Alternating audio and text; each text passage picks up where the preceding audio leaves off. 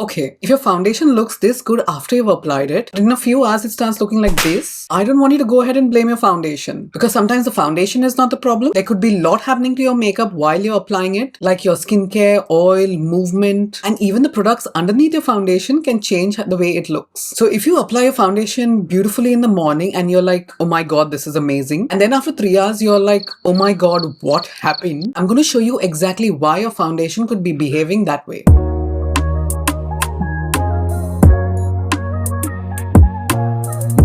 Now, before we actually get into all those reasons, when somebody tells me my makeup and foundation is starting to look cakey, that doesn't actually tell me a lot. Because cakiness can be caused by different things. Now, maybe your foundation looks dry and flaky. Maybe it's separating around the nose. Maybe it's just collecting around these lines around the mouth. Maybe it's just looking thick and heavy. Or maybe your skin has just become oily and now your foundation is starting to look patchy. And I've got to remember that these are all different problems. And honestly, what's important is that one solution that I give you could actually make the other problem a lot more worse. So instead of saying I actually need a new foundation, I want you to think about what my foundation is actually doing. So let's get into it. So let's start with something that is completely overlooked all the time, and that is everything that's underneath your foundation. Because I want you to think about what we actually use underneath the skin. So we can start with a toner, then an essence, serum, moisturizers, eye creams, SPF, then a primer, corrector, and concealer, and then we go in with our foundation. Now we are expecting all of these layers to behave properly. But really your makeup isn't made up of these layers that will just sit on top of each other perfectly. Now, when you put more product on top,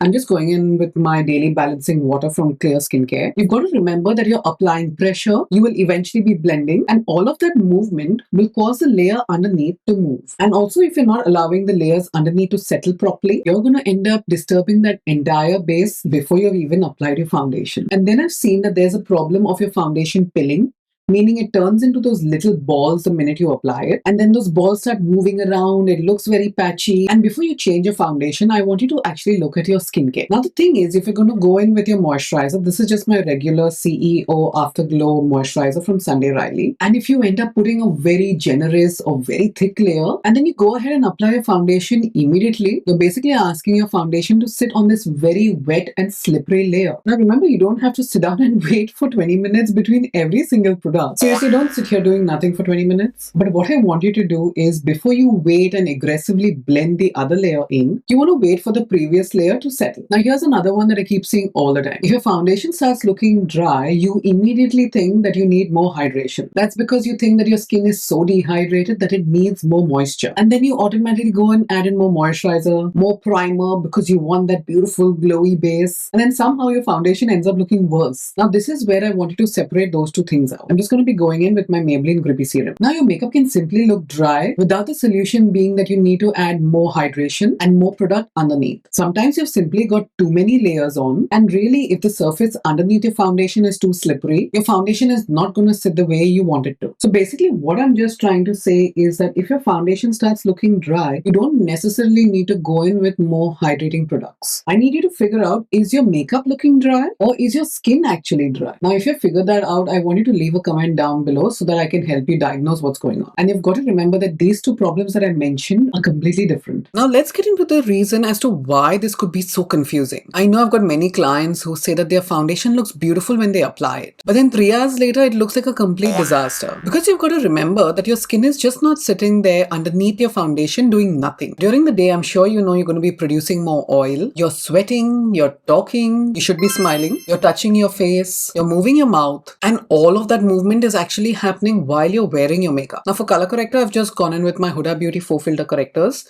in the shade Mango and Peach. So I want you to know that the foundation you're looking at around 3 p.m. will not be behaving the exact way it should when you first applied it. Now for concealer, I've just gone in with my Armani Luminous Silk and the shade is 7.5.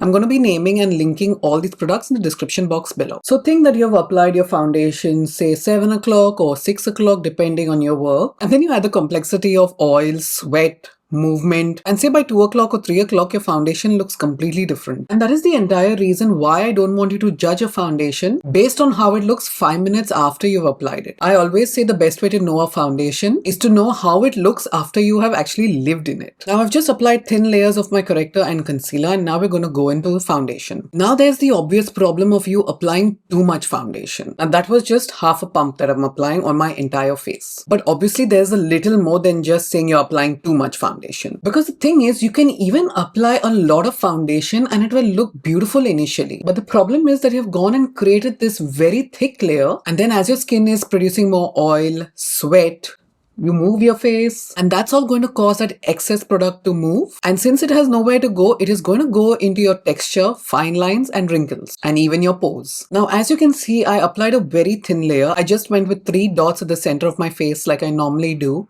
And why I'm saying the center of the face is because this area here, we need a lot more coverage. We do not need a lot of coverage towards the perimeter of the face. So if you keep applying your foundation towards the center of your face and you keep blending it out like I did and using patting motions, you're gonna get that beautiful skin-like finish. And then you might ask, what if I need more coverage? You can certainly build up the product, but just do that where you actually need it and not on your entire face. And then we have a thing that we do every time we get oily and cakey. We panic. And then we go ahead and apply powder. And then you keep adding a little more.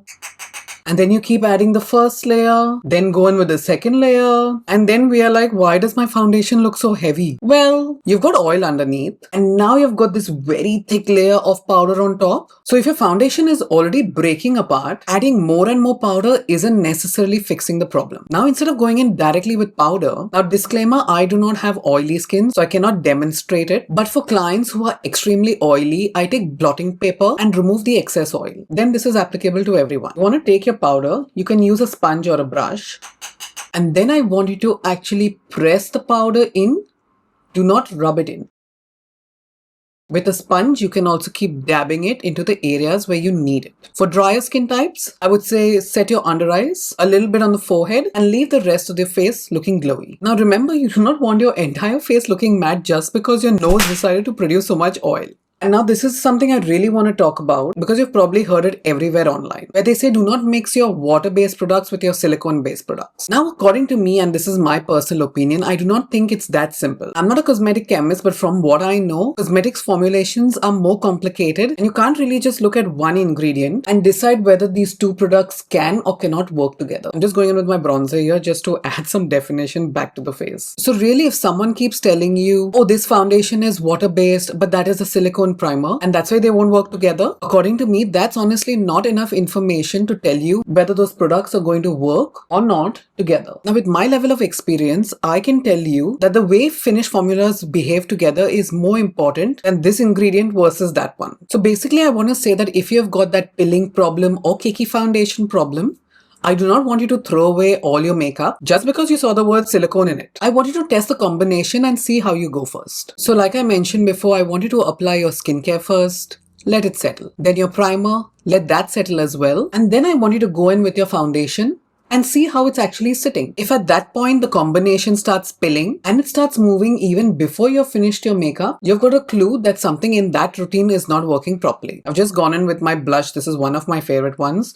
This is from Danessa Myricks and the shade is Rose and Brunch. Okay, so let's say you're watching this video and you're thinking, Prunela, great, but my foundation is already cakey. So what should I actually start doing? Now, this is what I would do in an emergency. Firstly, I do not want you to go ahead and add more foundation. If you're oily, I want you to gently blot the excess oil. If you're dry, I do not want you to immediately add more powder. You can always use a setting spray or a finishing spray if that's appropriate for the type of makeup you are wearing. After you've used your spray, I want you to take a sponge or a puff. It should be clean and gently press the makeup back into the skin. Remember, you're pressing and you're not rubbing. What we're basically trying to do is we're trying to redistribute the makeup and not try and remove half of it off your face. And once you've done these few steps, only then I want you to assess if you need more product or no. Now, this is the highlighter and the shade I'm using is 02 and this is from Hermes. Now, I want to give you something else that's a bit more helpful, and the next time your foundation goes wrong, I want you to go ahead and perform a foundation autopsy. So what I want you to do is,